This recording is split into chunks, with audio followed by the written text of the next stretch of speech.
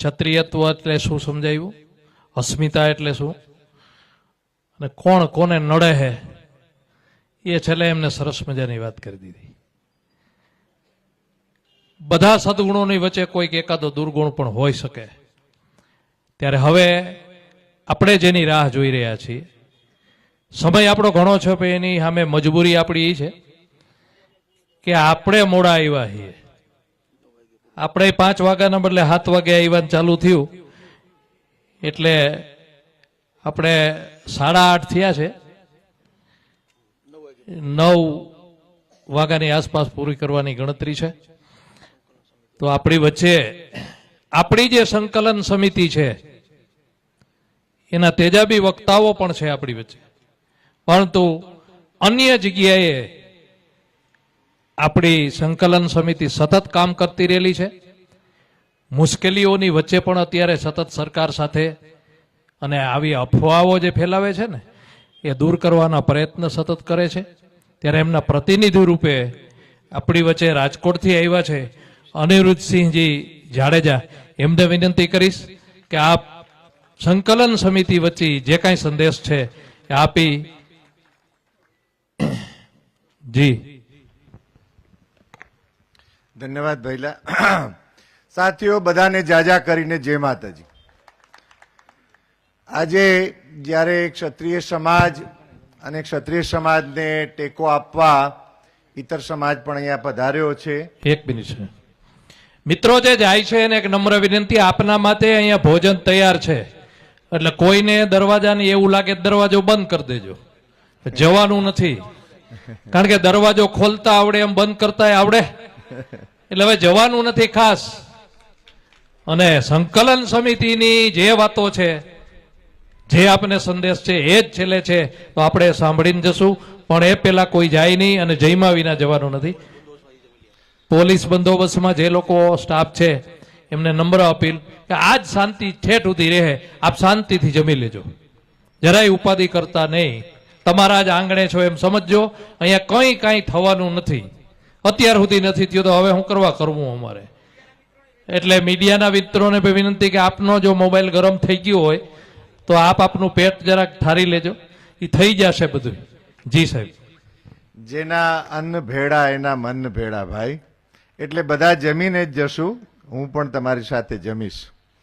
સાથીઓ, એટલે ઉપસ્થિત બધાના નામ લેવા મુશ્કેલ છે, પણ ખાસ કરીને આપણા સૌના વડીલ એવા ટ્રસ્ટી શ્રી રઘુવીરસિંહ ચુડાસમા સાહેબ, આપણા ઉંમરમાં કદાચ આપણા બધામાં એ મોટા છે, જેમણે હમણાં આપણને મનનીય અને સમજણ ભરેલું શિસ્તબદ્ધ ભાષણ આપ્યું. એવા મારા મોટા ભાઈ સમાન શ્રી પ્રતાપભાઈ ખુમાણ સાહેબ, તેમજ જે આ વિસ્તારના સમાજ આવ્યા છે ક્ષત્રિય સમાજ, એમને મારે જરૂરથી યાદ કરવા જોઈએ.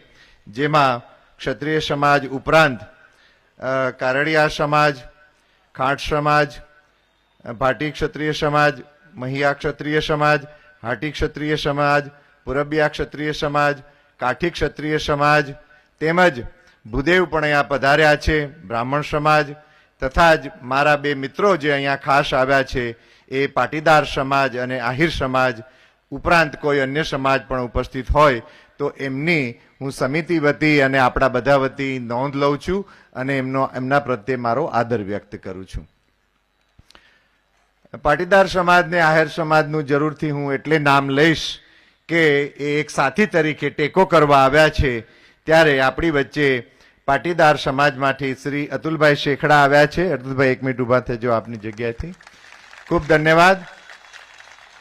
એમના પિતાજીને પણ આપણે યાદ કરવા પડે. શ્રી ગોવિંદભાઈ શેખડા એ લગભગ છે તે કહી શકાય કે 98ના આપણા છે તે સ્પીકર પણ રહી ચૂકેલા, સાંસદ રહી ચૂકેલા અને જુનાગઢ યુનિવર્સિટીના વાઇસ ચાન્સેલર પણ રહી ચૂકેલા, અને સાચા એ છે તે સમાજના નેતા તરીકે એમણે કામ કરેલું. હું આ તકે શ્રી છે તે પાટીદાર સમાજના પ્રતિનિધિને હું યાદ કરું છું. સાથે જ આહિર સમાજમાંથી જે સર્વ સમાજ એમના સમગ્ર સમાજ વતી આપણી વચ્ચે આવ્યા છે અમીરભાઈ રામ, હું એમની પણ અહીંયા ઉપસ્થિતિની નોંધ લઉં છું. આ બંને મારા એવા મિત્રો છે, આપણને એમના મતની જરૂર છે એટલે જ માત્ર યાદ નથી કરતો હું એમને, પણ જુનાગઢના જ્યારે બાયપાસ નીકળો કૃષ્ણા હોટલ પાસેથી અને અથાગ પુરુષાર્થ પછી જ્યારે જુનાગઢના ખેડૂતો 1800 વીઘા જમીન સુપ્રીમ કોર્ટમાં હારી ગયેલા, એવા વખતે આ બંને મિત્રો, એમના પરિવારજનો અને આ 1800 વીઘામાં લગભગ મને એમ છે કે 12-15 ગામ હતા ને અતુલભાઈ, 10 ગામ હતા. એ સમસ્ત લોકો જ્યારે લડતા હતા અને મિત્રના નાતે એમણે મને હાકલ કરી કે અનિરુદ્ધસિંહભાઈ, તમારો પણ થોડો સત્યાગ્રહનો અનુભવ છે, તમે આવશો? મેં કહ્યું એક ક્ષત્રિય તરીકે મારી જવાબદારી છે અને એક નાગરિક તરીકે પણ મારી જવાબદારી છે. સાથીઓ, સુપ્રીમ કોર્ટમાં જે કેસ હારી ગયેલા અને બેન શ્રી આનંદીબેને માત્ર 50 કરોડ આપવાની વાત કરેલી, અમે 200 કરોડની જીદ લઈને વળતર માટે બેઠા હતા. આજે આખી કથા કહેવાનો સમય નથી, પણ ક્ષાત્ર ધર્મને લાજે નાગરિક ધર્મનું સન્માન થાય એ રીતે અમે લડાઈ લડ્યા અને 150 કરોડ લઈને અમે ઉઠેલા.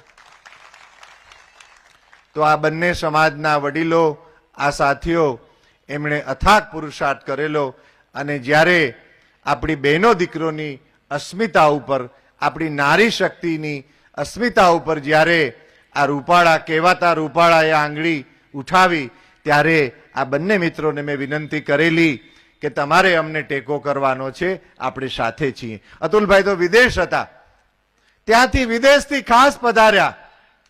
એટલું જ નહીં, એમના પાટીદાર સમાજના આગેવાનોને અને મોવડી મંડળને મળીને રાજકોટ, જુનાગઢ, સૌરાષ્ટ્ર, ગુજરાતમાં અતુલભાઈએ પ્રવાસ ખેડ્યો અને એમણે કહ્યું કે અનિરુદ્ધસિંહભાઈ, અમે તમારી સાથે છીએ, અમે પણ દાજેલા છીએ.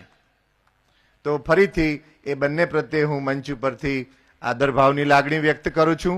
સાથીઓ, આજે જે આપણે 2-3 વાત કરવાની છે, મારા પૂર્વ વક્તાઓએ બહુ સરસ મહત્વની વાતો કરી છે, એને હું દોહરાવીશ નહીં અને મારા મોટાભાઈ પ્રતાપભાઈ બોલે પછી આમ તો કંઈ બોલવાની જરૂર જ ન રહે. એટલા અભ્યાસુ, સમાજ પ્રિય અને ઇતિહાસના જાણકાર છે. પણ સમિતિ વતી જ્યારે હું આજે આપની વચ્ચે આવ્યો છું, આપણને ખ્યાલ છે કે આજે આપણા બધા ભાઈઓ જામનગર છે અને પાન ખાઈને પદ્મસિંહ થયેલા નરેન્દ્રભાઈ મોદીને જવાબ દેવા ગયા છે. તમે પાઘડી પહેરી લ્યો છો એટલે પાન ખાઈને પદ્મસિંહ થયા છો, તમને કોઈ ક્ષત્રિયની પાઘડી શોભે નહીં મારા વાલા. એ તો એમની ઉદારતા હતી રાજાની, જામ સાહેબની, પ્રતાપભાઈએ કહ્યું એમ. એટલે તમારા પદને પાઘડી પહેરાવી છે, તમે પાઘડીને લાયક નથી. જેના ખંભે તમે પગ મૂક્યો અને છે તે દિલ્હીની ગાદી સુધી પહોંચ્યા, 75 વર્ષથી ક્ષત્રિય સમાજ ચૂપ છે. તમે સાલિયાણા બંધ કર્યા કહેવાતી સરકારોએ, આ સરકાર હોય કે આ સરકાર હોય, એ બધા માટે એક અંગ્રેજી કહેવતમાં એવું કહેવાનું છે કે તમામ સરકારો પ્રજા વિરુદ્ધનું ષડયંત્ર છે. ષડયંત્ર કોની સામે હોય? દુશ્મન સામે હોય, ખોટા લોકો સામે હોય. શું આ પ્રજા, આ દેશની 140 કરોડ પ્રજા ષડયંત્ર કરવા લાયક છે? જેની સામે આ સરકારો ષડયંત્ર કરી રહી છે દાયકાઓથી.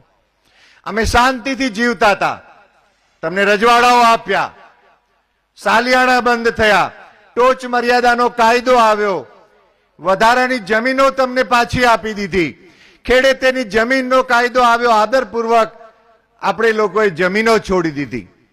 છતાં ચૂપ છીએ, ટિકિટો ના આપી.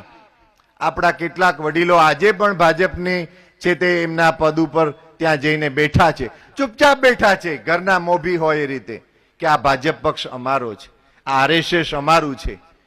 એમ ગાંધીનગર અને દિલ્હીમાં કેટલાક વડીલ ક્ષત્રિયો આપણા બેઠા છે, એમને પણ એમણે આદર નથી આપ્યો. અને આ કહેવાતા મારે કેવું પડે છે ન છૂટકે, જો તમે વડાપ્રધાન છો તો આ દેશના વડાપ્રધાન છો, કોઈ જાતિ પાતિના નથી. એ તમે ભૂલ્યા છો નરેન્દ્રભાઈ. તમે આટલી સભાઓ ગજવો છો, દેશમાં તમે ક્યાંય ન બોલ્યા, ગુજરાતમાં પણ ન બોલ્યા. આ ગુજરાત મારું ઘર છે, તમે બધા મારા છો, આવી કથા વાર્તા કરનારા એ કવિ, તમને ક્ષત્રિય સમાજ યાદ પણ ના આવ્યો, તમે નામ પણ ન લીધો. અમારી બહેનો દીકરીઓની છે તે અસ્મિતા ઉપર જેમણે આંગળી ઉંચકી, જેને કાખમાં લઈને તમે ફરો છો, જેને હવે કાયઢા જેવા નથી રહ્યા ક્યાંય, તો લઈ ગયા હોત તમે જામનગરની સભામાં. પેલા ભાવનગરના બેનને સુરેન્દ્રનગર બોલાવ્યા, આને કેમ ન બોલાવ્યા તમે? આ કાયઢા જેવા નથી રહ્યા ક્યાંય. તો જે કાયઢા જેવો નથી રહ્યો ભાઈ, એને તમારે કઈ એની સામે એને કરેલા દુષ્કૃત્ય સામે તમારે એક શબ્દ બોલાતો નથી. તમે કયા વડાપ્રધાન પદની ગરિમાનું સન્માન કરો છો? ભલું થજો એ તો જામસાહેબ બાપુનું કે તમારા પદની ગરિમાનું સન્માન કર્યું, પણ તમે ક્ષત્રિય નારી અસ્મિતાનું અને આ દેશની નારીઓનું સન્માન કરતા તમે ચૂક્યા છો. તો હિસાબ પણ આપીશું.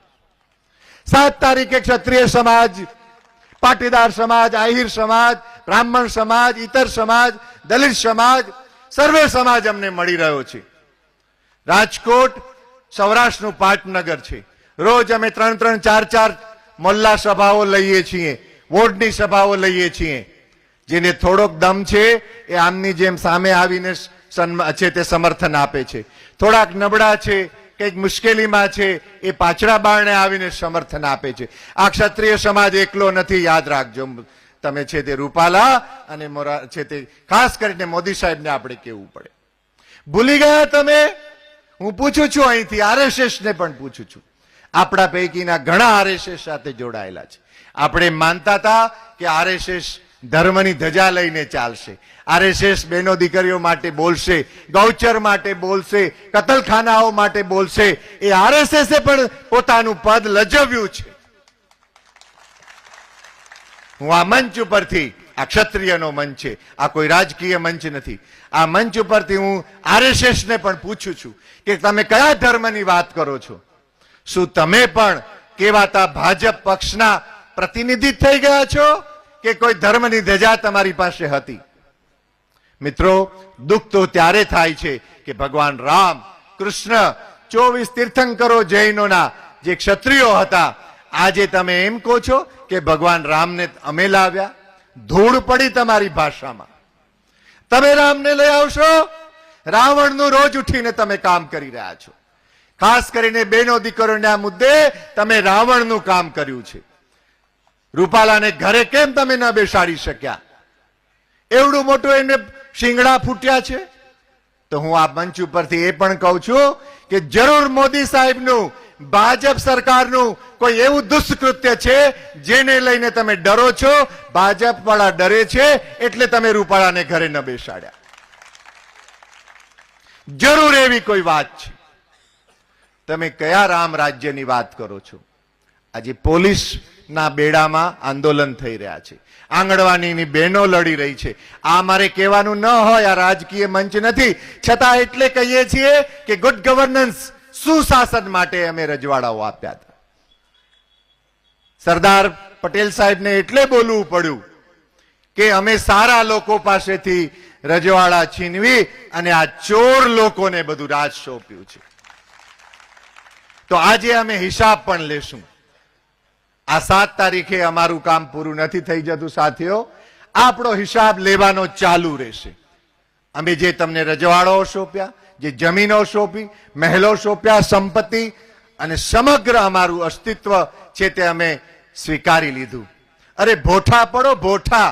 તમે એક નાનો બાકડો મુકાવો છો તો નામ લખો છો, ફલાણાએ બાકડો દાનમાં દીધો. એક બેન દીકરીને ભારો નહોતો ચડતો ગોંડલની છે તે વિસ્તારમાં, અને વગડામાં એ બેનને વિચાર આવ્યો કે રાજા તો ઘણું કામ કરે છે, ગોંડલના મહારાજા સાહેબ પ્રાતસ્મરણીય, પણ જો કંઈક એવી વ્યવસ્થા કરી હોત તો મારા માથે કોઈક ભારો કોણ ચડાવે. અને એ રાજાની સંવેદનશીલતા, એ રાજાની છે તે પ્રજાવત્સલતા, અને રાજા આખા રાજ્યમાં થાકલા બનાવી આપે છે કે કોઈ બેન થાકી હશે તો અમે એને માથે ભારો ચડાવી શકે. એક રાજા છે જે બેનને ભારો ઉપાડવાની ચિંતા કરે છે, અને ભારોભાર એક બેન ઉપર અન્યાય થાય ત્યારે આ કહેવાતા વડાપ્રધાન ચૂપ રહે છે. તમે કયા રાજા છો? રાજા થવાતું નથી. મારા પૂર્વ વક્તાએ કહ્યું મટપેટીમાંથી રાજા નથી નીકળતા, પાળિયા થાય છે ત્યાંથી રાજપૂતાના જન્મ લે છે. સાહેબ, ક્ષત્રિયો પૂછતા નહોતા ગાય કોની છે, ક્ષત્રિયો પૂછતા નહોતા ગોચર કોનું છે, ક્ષત્રિયો પૂછતા નહોતા બ્રાહ્મણ કયા ગામના છે. બેનો દીકરીઓ બ્રાહ્મણો ગૌચરો ના છે તે રક્ષણ માટે લીલા માથા આપ્યા છે આ સમાજે. આજે આપણે દેશભરમાં ભૂલશો નહીં, યુવાનોને હું ખાસ કહું છું, આપણે 22 કરોડ ક્ષત્રિય છીએ દેશભરમાં. જો આટલા માથા ન વધાયા હોત અને આટલા જોહર ન થયા હોત તો અત્યારે જેટલા લોકો છે એનાથી 3 ગણા આ સમાજ